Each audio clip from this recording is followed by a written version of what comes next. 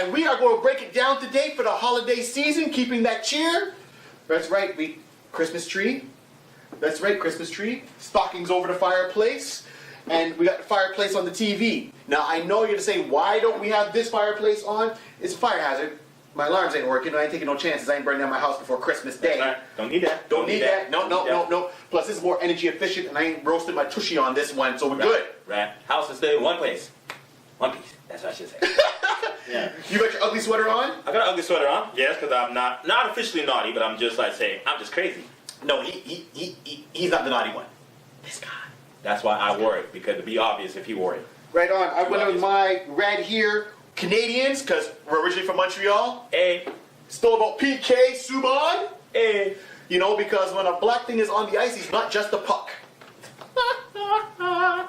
It is what it is. What it is. Right on. So today, we're going to break down... we're going to break down the invasion. Actually, basically, we're going to break down the invasion episode, the three-episode crossover between Supergirl, actually, I'd say 4, Supergirl, Flash, Arrow, DC Legends tomorrow. So, okay, we're going to do that. All right, so we're gonna basically go right in. So if by this time everybody knows it's a mid-season finale, well, the season break part, and we're already a couple of weeks in, so we're giving people time to at least, check it out. If you haven't got up to it, had a chance to check it out like 2 or 3 times, like other people like us. Excellent. So we'll start off with how does Supergirl ended off.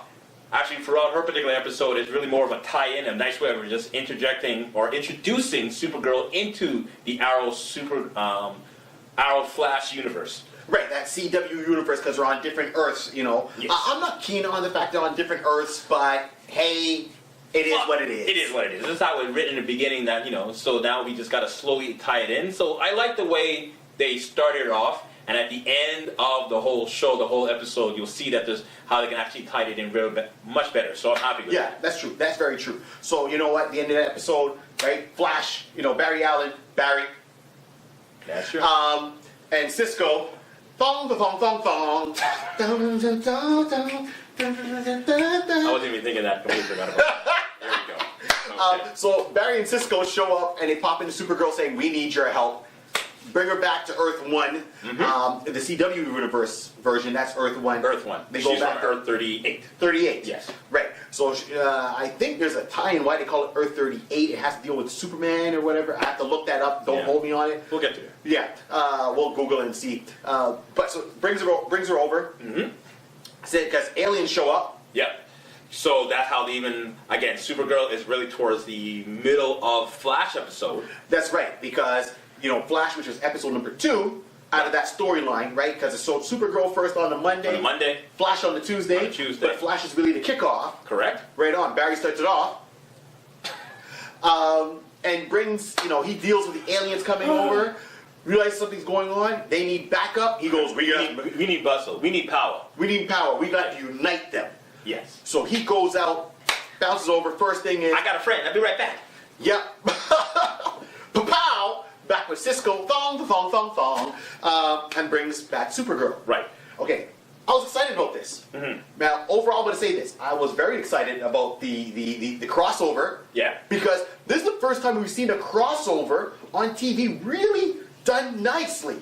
Yes. The recent crossovers that done last season with Arrow and Flash, it was good. But again, it was more of like a tester, just trying to test the water and see how it is. Now, I'm telling you right now, the writers, they did well with this one. It made, at least in a TV atmosphere, it made well. It did well. It did good sense in the sense of how it tied in everybody. And it was interesting. There was things for the casual watchers, the people that like to watch the shows that are not hardcore comic book fans but enjoy the show. Right.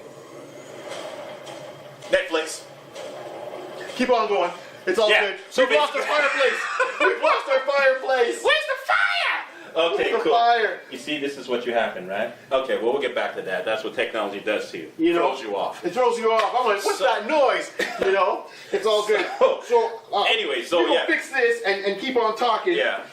Anyway, we'll get back to that. So right now, with the Flash show starts the whole process. Yes. Barry basically, they're basically at the Star Lab and then realize something's on our satellite scanner is indicating we have a meteor coming in. I'm like, which makes me laugh that they have access to satellite. Now, does Cisco hijack something? Which could be possible because Cisco has that type of crazy mindset to do that. So they realize, hey, something's coming down into Central City. Barry said, I'll go check it out. Get there. Guys, this is not a meteorite. It's a spaceship. And at that moment, he goes touching, like, oh, let me go check it out because he's too fast and he needs to hold himself, but he's too fast. And guess what? He gets hit back by the force field, basically getting propelled back. And at that moment, the Dominators came out and like saying, hey, who be touching my car like that, son? People, let's leave, man. This guy's messing up my car. He's messing up my ride. And then they all disperse, and now he's freaking out like saying, aliens. Which, and there's a lot of good show. That's what I was saying before, right? So for the casual fans who just said, oh, I like watching the show because it's entertaining. Yeah. It was good for them. The hardcore fans, it was great for us because we got a lot of little callbacks, a lot of little Easter eggs and stuff like that that made it more interesting. Yeah. And then for the fans that were like hardcore pulp culture, geek culture, that embraced this, there was all these little shout-outs from Cisco, Cisco dropping lines and Felicity. Felicity, Mr. Fantastic. Yeah. Oh, Mr. Terrific. Mr. Terrific, sorry. Terrific was he was also dropping some notes too, and it was just funny that Cisco and him were just dropping back and forth on the thing. Okay, to me, that is a nice. Again, the writing was great, having that rapport against each other. So now from each team has their own little person who does the little jokes. Yes. How the Jokers talk and just battle it out. And how they actually, mesh so well together, right? Yeah. So they had their own little mini team up. It was like a team up of the tech guys, a team up of the geeks. They teamed up to do their own thing. Okay, I'm back. Yeah, well, as you know, which episode was that? Was that in the Arrow? No, that was in the Arrow episode when Felicity and Cisco coming like saying, you're saved now by Team Geek Squad. We're here to save you. That was hilarious. That's hilarious. Oh that was hilarious. I was like, okay, you know what? Done. I was like, yo, done. Just done. Drop the mic. Anyways, well, let's get back onto the whole structure of it. So that happened. Basically, Flash Barry went over now to Star City and started saying, listen, I need more help. I need to get the crew together. And that's when he goes and saves Ollie and Diggle while they're in the middle of their own little fight. With Vigilante! They're having their own little dispute among their own people in their own city. And Barry comes and says, excuse me, I need to borrow you guys. Let's go. Right, and just a little side note here. So Vigilante, DC, anti-hero. Yeah. Right? If you don't know who he is, look him up. He's almost like the Marvel version of the Punisher. That's a good way. Yeah. If you don't know who he is, look him up. I know pretty much who he's supposed to be in the comic book. It's Adrian Chase. It's the district attorney, right? So this is a spoiler for you. I'm sorry. District attorney. He had his own comic book series for the longest time. Yeah. And then he goes and has this whole way of dealing with villains, and he's hardcore about it. The interesting thing is Adrian Chase in the comic book had a wife and kids. This one seems to be single. Yeah. Or maybe did he have them, lost them, and that's what pushes him over. So I'm looking forward to see how they develop more of his storyline for Vigilante. But I have to go back and check on that one. Yeah, you gotta, definitely. Check on that one. So we got that with Flash. We know with Arrow he goes over there, he saves them all, right? And then in Arrow's episode, it's almost like a Matrix thing where they got the whole thing, and this is great. Thank you, CW. You brought back characters that were nice. I mean, it was nice to see all these parents come back. Yeah. Right? Tommy. Yeah, because his dad didn't get much screen time. In Green Arrow, it's like, son, I do this for you. And done. That was it. And then he shows up in flashbacks. Yeah. Right. The mom had, more of a role in there. Yeah. And that was cool until she got taken out by Deathstroke, which was sad to see, but love Deathstroke. Deathstroke the Terminator is the baddest man around, and if you know me, you know who I root for all the time. Right. Oh, okay. And now on that note, we're gonna get there anyway. So continue. Right. Continue. So then we go into, they bring back Tommy. Black. Right. They bring back Tommy. Bring back Tommy. Right. Let's go to Black. Black Canary. To bring back Black Canary. Finally, bring her back. I don't know why the writers killed her off last, and I see what they're doing, trying to honor the memory. I think, and I'm not sure. it seems they have a new team of writers. Like the other I'm not sure if someone scolded the writers for before because they were supposed to be working on Black Canary to make her the official Black Canary before they killed her off. Yeah. So at least there's some corrections going on there. We know her doppelganger is out there, the evil, what she's calling in the other universe there. Not Black Canary, but her evil self, her evil Black Siren or whatever. Black Siren, right. Something like that. Right. So there we go. So I mean, it's cool that she's still around. So Arrow was great. It was a lot of throwbacks. It was a lot of good play with Arrow. How they escaped. It was a lot of fun. Yeah. That was going back into the dream sequence. I was happy with it. I'm happy that everybody kind of realized certain things was kind of off. As a nice segue, I always remember there's this arc where Batman was in a dream state, and then he was getting old, whatever, with Diane, Wonder Woman. But he realized something was kind of off. I should be feeling old, but I still feel young. So when Ollie was, what was it? It was the maid. She came by with a tray, with a vase or something, and dropped. Right. Man quickly grabbed it. Like, wait a minute. I should have these reflexes. I have reflexes. Now, how did he have the braveness to take on the street punk who tried to take him up in the back of the alleyway and saved his dad? That was like saying something's wrong here. But that was very reminiscent of Batman. Crime Alley. This is where I'm saying there were some Batman kind of feels in there like that, and I'm like, okay, no problem. And then when he found himself into the Arrow Cave, and he came up with Black Green Arrow. We'll call him that, and Diggles, and he just had a little fighting episode with him. He's like, he handled himself decent again. Like, how do I know these things? So I like how they made that type of. For those who remember that particular arc, that was one of the things I picked up on. I was like saying, oh, he's Bruce. He feels there's something wrong. Something's wrong with the Falls. Yeah. Something's wrong, yeah. But even pretty much that. Now, how did you feel about Diggle being Green Arrow in that scene? I liked it. You liked it? I liked it because him being, at least you still gave him, okay, put it this way. For me, Diggle, he's smart and everything like that. Now, if there was no Green Arrow, and if he had the initiative to be some type of street vigilante, I could have possibly seen him go along that limelight and become that Earth Green Arrow if Ollie wasn't there. Okay, I get so this is a dream sequence of him. Maybe this is subconsciously he had like think, well, you know what? I have the ability to train, whatever the case to be. Maybe I want to be a better hero, a better person. Right. Along that line. Okay, so I get you with that. I was hoping it would have been Diggle's son growing up. Because remember there was an Arrow episode where you see Arrow in the future, Oliver in the future, and it's Connor. But and I said at one point it could have been that. It would have been nice to see maybe his own son, Oliver's own son, who only comes in. He's a young kid, maybe a little bit grown, being the mantle of Speedy. Oh, I forgot about the future, which is why they Flashpoint corrected everything. So John doesn't have a daughter; he has a son, John, who can now I'm like, you know what? That makes sense because again, correcting the timeline. Okay, good. Right. Remember that one, right? Because in that future episode, it was his son, but he went by the name Connor. Right. But it was Diggle's son. Yes. And Diggle didn't have a son, but Barry turned around and gave him a son. It's all down to Barry. It's all down to Barry. All right, okay. Right on. So they escaped. It was nice. It was great. Then they moved into the Legends of Tomorrow. The Legends. Right? Legends of Tomorrow, I like the show. Season 2 is a lot better than Season 1. Yes, I would definitely say. Yeah. I wish it had a different name than Legends of Tomorrow, because it's very broad, right? Mm-hmm. But that's my only pet peeve.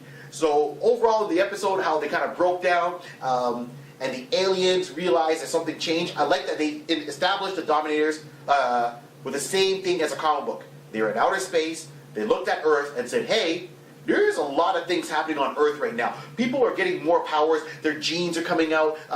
Be a potential threat. We need to cease this as soon as possible. That's right. They don't want the metahumans to challenge them. They have enough heat already in the galaxy out there in the universe. And it's kind of cool, and it opens up a lot of possibilities.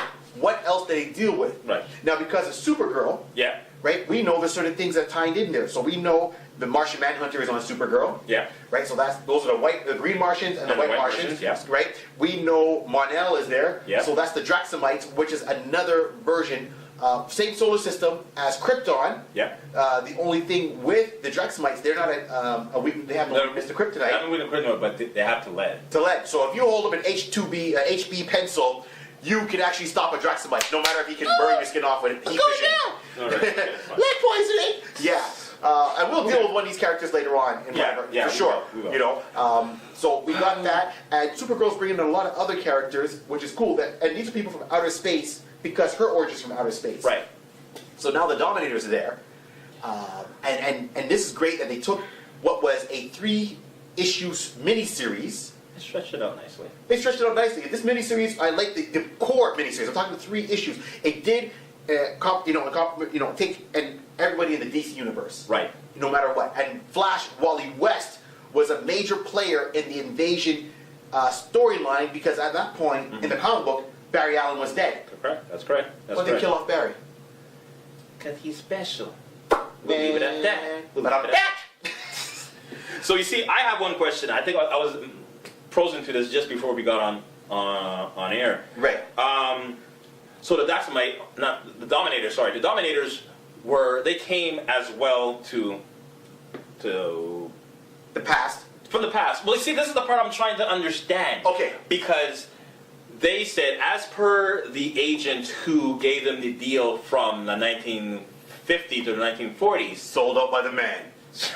said, we will leave you alone if you don't do anything, no superheroes or anything that come out of Earth, whatever the case would be. Right. As that agent said, he said, they're here because of you, Mr. Allen, because you changed something in the timeline. So now I'm trying to figure out. Oh, I see. Okay, you know what? But it's not so much what Barry changed in the timeline at first. It just showed how strong he was to change something. But they realized it's changed. How do they realize it was a change if they weren't affected? Do they somehow are they unaffected from any type of timeline changes at all? Right. That's the part I'm just trying to go through my head. Someone must have realized something there. The way I look at it is when I heard that episode, is because of you, Barry. Because, and I'm going to do this every throughout the episode, it's because of Barry Allen. What happened was, if you look at it, Green Arrow. Right. He's not a metahuman. No. Okay, so he was the first CW characters, of that universe kind of come through, right? So, I mean, forget what you know about the comic book history from DC. On the TV universe, it was Green Arrow. He's not a metahuman. He's just well-trained with exceptional skill, right? The first metahuman was Flash, right? According to the CW universe. Correct. So when they see, wait a minute, there's a guy using bow and arrows, fighting guys, man, we got nothing to worry about. We got spaceships. When they look down again, it's like, wait a minute, there's a guy running at Mach 5. We have a problem. So it wasn't so much they got alerted because Barry did something with Flashpoint. They got alerted because Barry's a metahuman. Okay. He was the first metahuman that kind of made it go, what? Right. Right? Now, who does Barry fight most of the time? Metahumans. Right. So since he's a metahuman, that's one. Like, okay, we'll keep an eye on it, but it's just one. We got spaceships and laser guns. Then there was, Atom Smasher and Weather Wizard and Reverse Flash and, who else has he fought? Savartri, and now there's Kid Flash, and there's a whole truckload. Basically, every episode. Well, yeah, exactly. Anyone that Barry Flash had to deal with, there's a high chance it was a metahuman. Very rarely it was a normal, ordinary individual who did something. Right. So that's showing that now pretty much every week there's a new metahuman popping up. Right? I mean, that's our time, but I mean, every time he fights someone, there's a new metahuman. Yeah. Now, the Dominator's looking from the distance saying, okay, well, there's Flash. Bing! Okay. There's Reverse Flash. Bing! Wait a minute. Atom Smasher? Bing! What's this? Weather Wizard? Bing! There's a lot of pings going on their radar. They're wondering now that the rate that metahumans are getting created, that the whole Earth might turn out to be metahuman at some point. It might be a threat to them in the future, so we need to take care of them now. Okay. I understand. Okay, I'll accept that. Right, so that's what brings it the whole way down. So that it wasn't so much what he did in the past with Flashpoint. Well, that's what I'm wondering. That's why I was wondering. Flashpoint might be right, but Flashpoint could have been a touch of it, but it was definitely because he was the first metahuman. Okay. Right, that was courted because he wasn't kind of hiding in the shadows. No. Dude's in a bright red costume, and his name is Barry. Flash. His name is Flash. People know him as Flash, not Barry. The Still team, Barry. the team know him Barry. Barry, still Barry in red.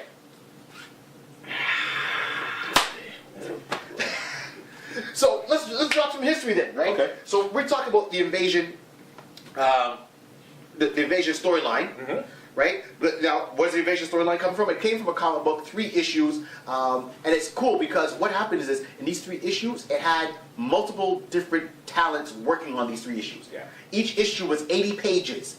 So at the time, a normal comic book is 28, 32 pages.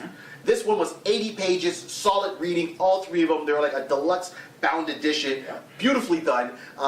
And issue 1, all of issue number 1 and half of issue number 2 was drawn by Todd McFarlane. Same Todd McFarlane from Spawn. If you like Todd McFarlane's art and you want to catch some of his early stuff, this is where to see it. Issue number 1 and issue number 2, because he does that, you know, half. Issue 1 completely, 40 pages, issue number 2. Yeah. And then the other ones are done by Griffith. Keith Griffith. Keith Griffith There you go. does the rest of issue number 2 and does, you know, number 3. Now, Keith Griffith, his art... Actually, number 3 was from My bad. Bart Sears. Bart Sears. Sorry, I forgot about that. No problem. Bart Sears. Now, for me, I like Todd McFarlane. He's very dynamic when he draws. He draws the capes super big. Everyone's always in an action pose. Like that. I like that. Right? And if you want to look at some of his old Spider-Man, when he did the Spider-Man run, right? Before he did Spawn, beautifully, I love this guy's start. It's detailed and abstract at the same time. Yeah, oh, I do. I really do. And then you know, if I got to go through your favorite artists, and then Bart Sears. Bart Sears did a whole series in Wizard magazine called Brutes and Babes, showing people how he draws. And he draws this guys really buff. If you read the Justice League International comic book, or Justice League Europe, League Europe, he did issue 1 and on for a good many while. He did really good renditions of all the characters in there. He drew them like, oh, power. I mean, you knew they walked into the room, the presence. I miss Bart Sears now. He did a good miniseries with Sabretooth from the Marvel Universe. Okay. Look it up, Bart Sears. And so these guys, and then one of the writers on there is one of my favorite writers because of what he did before, Bill Metallo. Okay. Yeah. That was his kind of first touch on the DC Universe. Okay. He did a main run on Micronauts. They came from inner space. He loves Micronauts. Well, yeah. Let's leave it at that. He likes Micronauts. Oh yeah. So they came from inner space. He did that one, and that was influenced from the toys and that storyline from the '70s with the Star Wars thing. So it all kind of tied in with Bill Metallo, Micronauts, Marvel Universe. We'll get to it, but let's get back to this. So Invasion 3 series, and it ran from what was the date on that one? January 1989, February 1989, March 1989. So 1989 is when this storyline came out. Here we are in 2016, almost 2017, and this storyline is now made it to TV. Thank you, Geeks Rule. We're taking over, people. We're taking over. The Geek Squad is here, right? So these 3 issues ran, and it showed that it wasn't just the Dominators that came in, and this is what makes it exciting for me. The Dominators were the forefront. The Dominators went and they formed an alliance over the same reason in the comic book that a lot of metahumans are showing up on Earth. They don't know why. Pause. We're right back. Pause. Red light was on. Red light was it really a red light? Was it? Hey, and we're back. Just like I said, my name is Barry, and I'm full of energy, like I have lightning inside of me. So we're talking about the Invasion comic book and why it's so cool. So the Dominators turned around, they formed their own alliance with some other alien races. And some of them were going to be active in there. Some were going to be more like just kind of watching to see what was going to happen. Yeah. So in the CW universe, it was only the Dominators. Yes. And this is why I'm excited, because now with doing Supergirl and Dominators, it's opening the doorway to what the season finale can be, maybe for all these shows doing another crossover. Well, that's the thing. I think there's supposed to be another one. I think there's actually scheduled to have the Dominators in Supergirl. Yes. Because she did mention that she knows of the Dominators. Yes. She knows their history, so they already exist in Earth 38. So I'm happy with that. And so if we may see some type of maybe a crossover, hopefully that works out. That because it's a different Earth. That Dominator had no clue to what was done on Earth 1, and now they have a better idea of how to deal with them. So if Team Arrow, Flash, and Legend roll over to Supergirl's world, the Geek Squad support! Geek Squad support! Geek Squad support! Right, coming all blazing, and be able to shut down! Shut down! Oh That'd be gosh. it. Yeah. Yes, of course, because, okay, so if they get to, so Supergirl would know of the Dominators because, unlike Kal-El, her cousin, Superman, right, he was sent to Earth as a baby. Right. She was raised, and, you know, her city kind of survived for a while before she had to leave, so she was a teenager. I'm not sure what the CW... CW doesn't do that, though. CW actually, see, because... So the CW version does it... Supergirl, CW, yeah. So the CW version does it that they were technically leaving around the same time. Krypton was crumbling. Yes. Joel said, "My son, I love you. Be good." Carol's parents are saying, "Go take care of your cousin. Follow him in that ship. Just fall behind. Just let him, let him walk on his own. Just fall behind. Make sure he gets to school safely." Of course, she did, and then she got somehow sucked into the Phantom Zone and just kind of froze. So basically, challenge. Right. So when she came out, he was already older. And that's basically how they're doing. So they're not throwing in no Kandar City at all in this one. Okay, so I'm so cool with that. But see, she would still know maybe from history or whatever. But that's exactly how she did it. She said, in our records, in Krypton's records, they know of the Dominators. So right. That's why she was able to say, yeah, I know of them. Her, of course, she never had a chance to interact with them, but she knows of them. So at least that shows that, hey, that's an opening that they can now interdict that storyline of those characters, wipe the slate clean, and do another type of storyline someplace else. I like that. 38. Exactly, right? And now with that going on, so there's other races that show up, right? So the Dominators were the ones that kind of formed this alliance, and they went to different alien races saying, hey, Earth might be a problem. Right. So some people were saying, yay, man, we're with you. Others like, we're going to observe. We want to be ambassadors. We're going to be impartial. So in the comic book, you had the Warlords of Orko. Yeah. Right?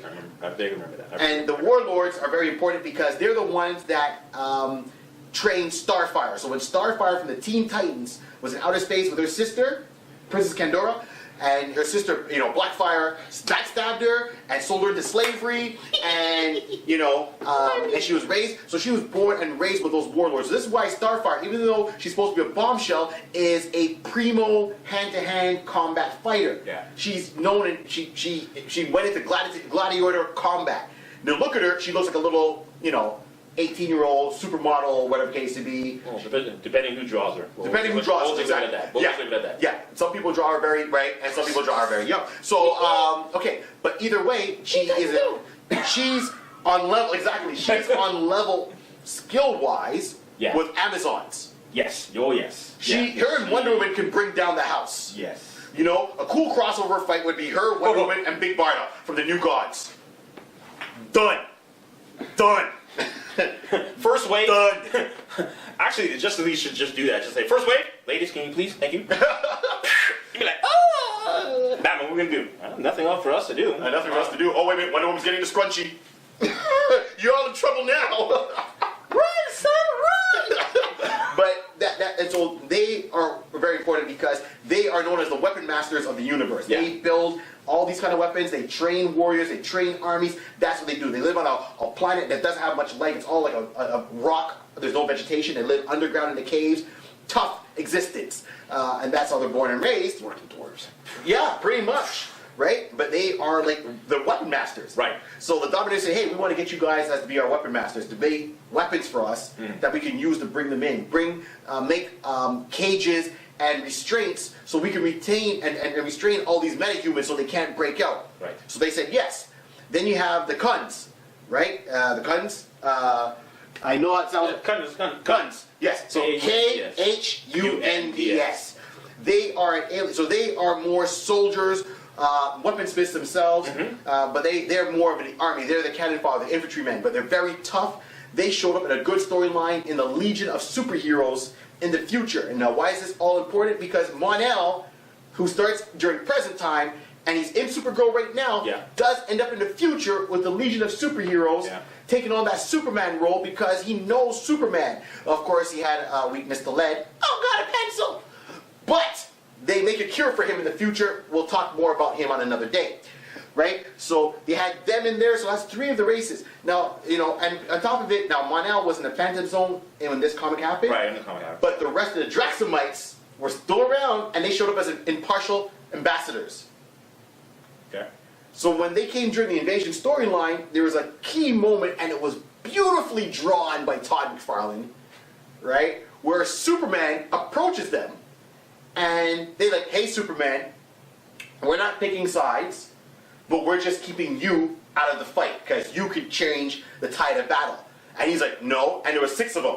And he's like, no, and they start wailing on him, and this is when Superman realizes, hey, these guys fly, have all the same powers I do, I don't know how I'm going to get rid of them. Unbeknownst to them, or Superman at the time, they were within Earth's atmosphere, they'd never been within Earth, and this is when they first discovered, oh no, there's something in the air, lead! And they started dropping like flies, and Superman saves them.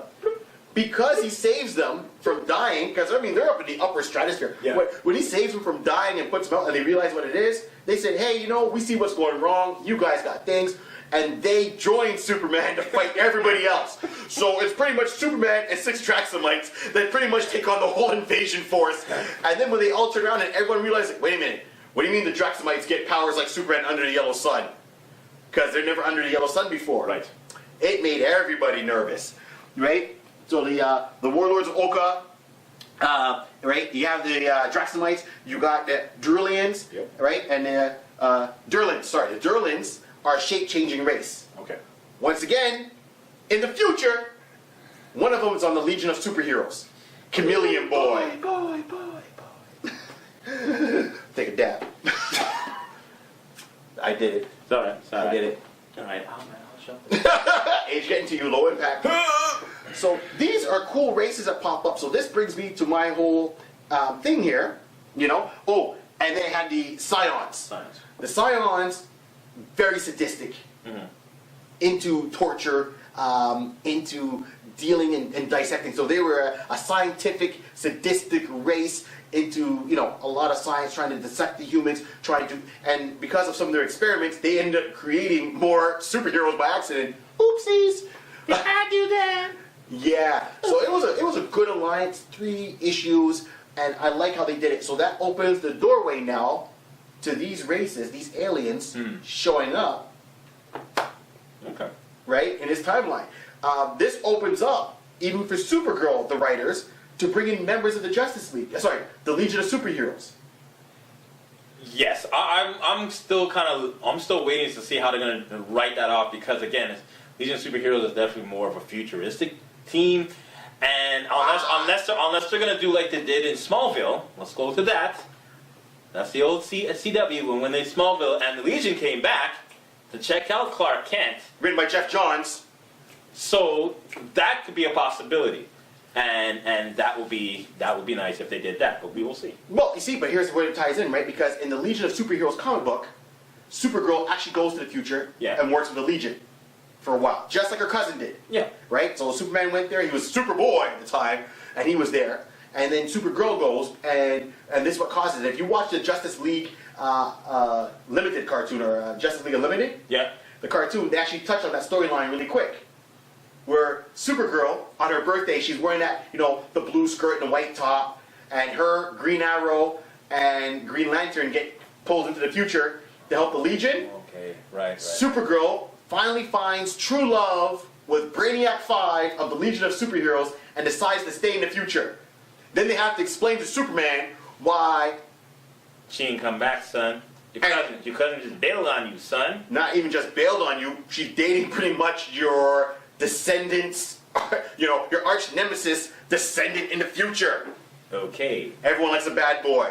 What? The bad boy, the bad family boy. gathering is What you gonna be gonna some do? problems, I'll What tell you you that gonna right do now. when they come for you? Right. Nobody knows the rest of the song. No one knows it.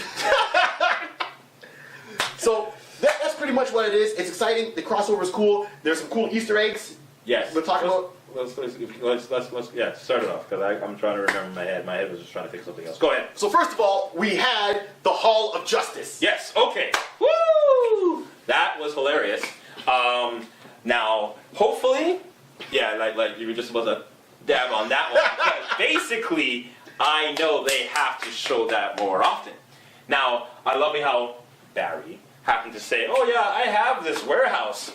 We'll just meet there." We're at my house now, ain't we? Yeah, I'm about to say. So that's hilarious. So okay, cool. Yeah, but it's cool because you know what, and that's the only way. It's how he got it, right? Because it's part of Star Labs. Star Labs. He inherited Star Labs after season 1, beginning of season 2, and all their properties. So pretty much, I don't know why Barry really needs an apartment when you own Star Labs, but hey, it's okay. So he has this airplane hangar he never used, and it looks exactly like the Hall of Justice.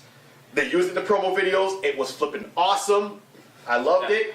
I gotta go back and check that again because I'm trying to mentally visualize it. Okay, you have the Hall of Justice, and it had a very nice open front lawn.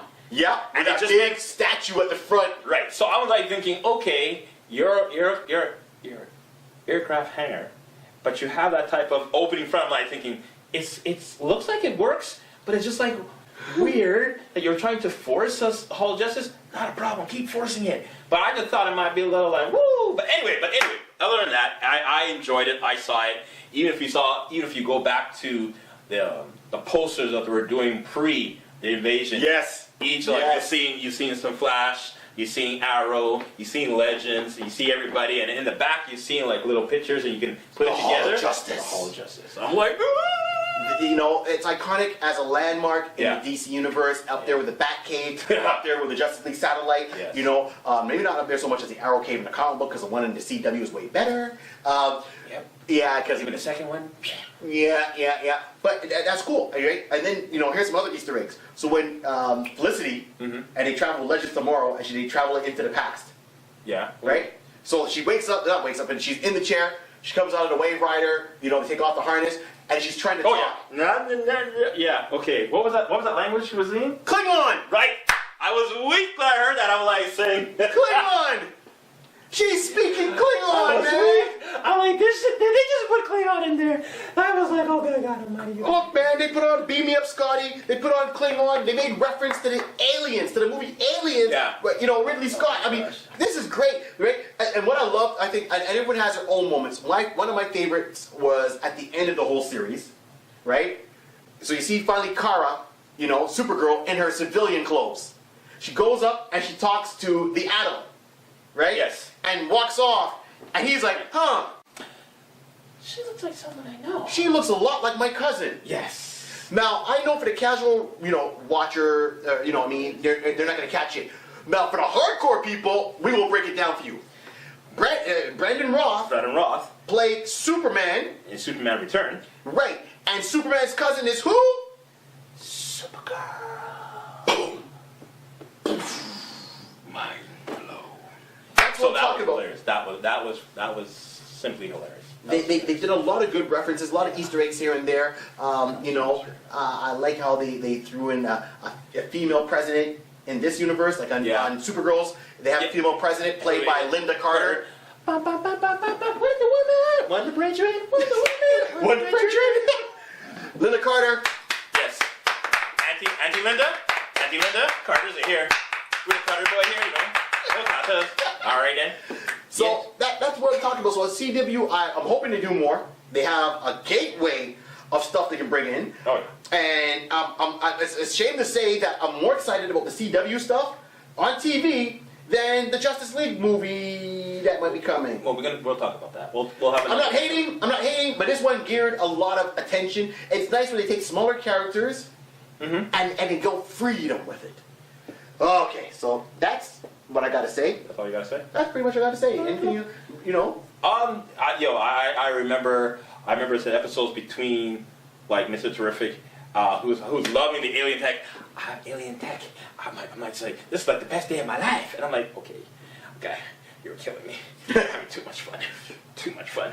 And again, back to the interaction with him and Cisco. Hilarious. Oh my gosh. Hilarious. But then Cisco being he was being a douche. He was a douche. I didn't like Cisco. He was a He was douche. being a douche, but I was nice at the end that he kind of reclaimed his doucheness. Yeah, but you're trying to say, oh, now I can understand where you're coming from, Barry. Oops. I'm sorry. That's right. You know why? Because Barry is never wrong. Recognize. I'm gonna go there.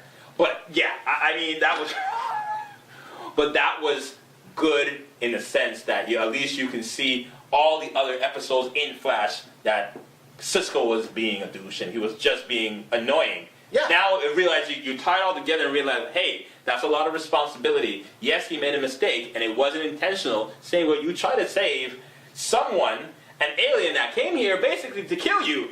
You want to save him, and look, it still kind of blew up in your face.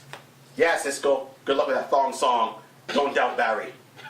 Other than that, I mean, again, the whole crossover was great. That was great, and I'm like looking forward to mid-January when they come back with the second half of the season. Oh yeah. And I'm just scared of what they're gonna do. Oh yeah, but in a good way though. I'm scared in a happy way. I'm scared in the sense like saying I don't know. They have to top it. I know they already topped it. Yeah. It's already been written. It's already been laid out. It's been planned out. Perfect. I'm just like waiting, and I'm like anticipation. I'm like, how they're gonna top this? They will, and I'm be waiting. I'll be like, you guys doing? Keep doing. Yep. The only thing I would love to see is bringing, and this is a real side note, bringing Constantine. Constantine, I just finished watching season 1. Oh yeah, you were telling me about that. Yeah. Right? Actually, he was really good. It's just that he kept moving it on a Friday night and whatever. And he did do a crossover. But I'm about to say, yeah, he did a crossover. There's a reference from Ollie with John, so at least he's already in Earth 1 Arrow universe. Yes. So the legend is alive. So there's a possibility. He already came on once. Was it once or twice? I think he came on twice. He came on twice. So basically, again, he touched the stage on that end. So that means there's possibilities they're gonna bring him back in. Actually, we'll see how it works out with the popularity with what is it, Dark Legends, the anime that's coming out right now. Oh, Justice League Dark. Justice League Dark. Justice League Dark, where it really deals with all the magic part with it. Yeah, and he's part of that. So I hope they get a lot of good feedback with that, and hope with that popularity from that is going to cross over and give the executive the chance to greenlight more appearance of Constantine. I mean, let's go universe. I know you didn't watch it yet. When you do, you'll see what I'm talking about. Real quick on Constantine, they bring in characters and they were working things in a storyline. So in episode number 1, you see Dr. Fate's helmet. I'm like, okay, you're teasing me. Then they bring in Jim Corrigan, right? Anyone who knows Jim Corrigan, he was a police officer. They bring him into the series, and he becomes the Spectre. There you go.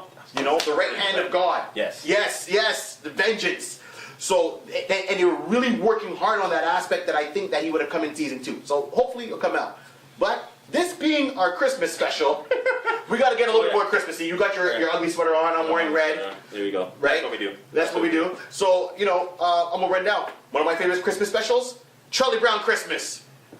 Ooh, very nice, very nice. You must have that. It ain't Christmas until you see Charlie Brown Christmas, until you see my boy up in when they're all supposed to do the tree and practice a play, and they're playing music and Snoopy's dancing, and everyone knows their scene because everyone's dancing, and everybody has one person they like dancing. My favorite dancer in that scene is my boy doing this.